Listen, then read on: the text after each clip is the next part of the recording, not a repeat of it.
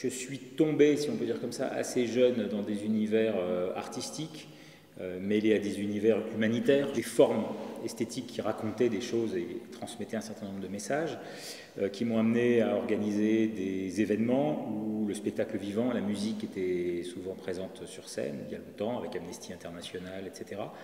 Et en parallèle, j'ai fait 3 ans d'un cycle d'études audiovisuelles à 3IS, l'Institut International de l'Image et du Son. Voilà, ce qui m'a aussi donné Enfin, j'avais le goût, mais développé le goût de l'image et de la construction de films sous toutes leurs formes. Et puis par ailleurs, par rapport au sujet qui est celui de l'animation, dans mes quelques coups de cœur créatifs d'adolescent, quasiment, Le Roi et l'Oiseau a été un moment, une découverte importante. Voilà.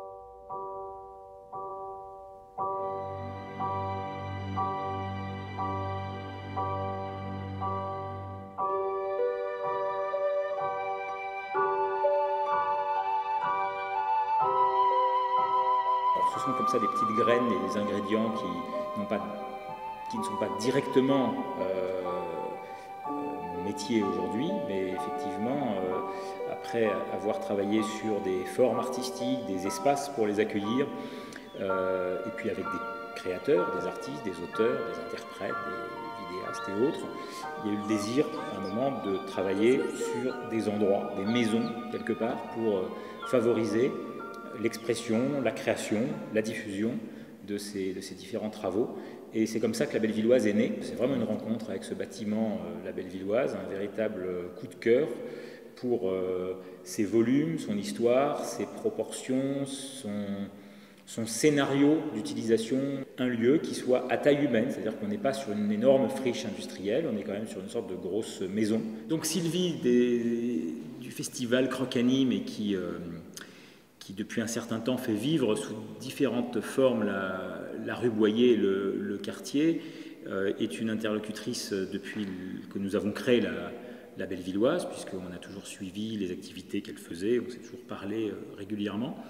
Et le lien avec ces activités sur l'animation s'est fait finalement très naturellement quand elle nous a évoqué ce qu'était pour elle le film d'animation, quand on a compris que le festival Croc-Anime était la partie émergée de l'iceberg, je dirais, et que c'était un travail de fond, d'initiation, d'éveil à cette esthétique. Donc ça, en tant que tel, déjà, ça a suffi à attirer notre attention, éveiller notre envie de s'impliquer aux côtés de son initiative qu'elle porte pour la relayer.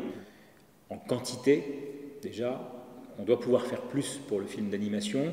Ce serait intéressant que ce lieu soit un espace régulièrement utilisé pour cela, où on a des siestes musicales et autres rendez-vous de ce type. On peut tout à fait imaginer des siestes autour du film d'animation. Voilà. Et il y a un peu l'idée de se dire que certaines démarches artistiques, qui ne sont justement pas forcément amateurs, ni juste émergentes, mais qui sont pointues, qui ont une certaine liberté, une certaine autonomie, une indépendance, doivent pouvoir trouver des endroits où elles peuvent exister. Donc on se pose aujourd'hui aussi clairement en partenaire de ce type de développement. Voilà, c'est comment on peut passer de l'imaginaire au très terre-à-terre rôle de gestionnaire et faire que tout cela cohabite dans un même espace.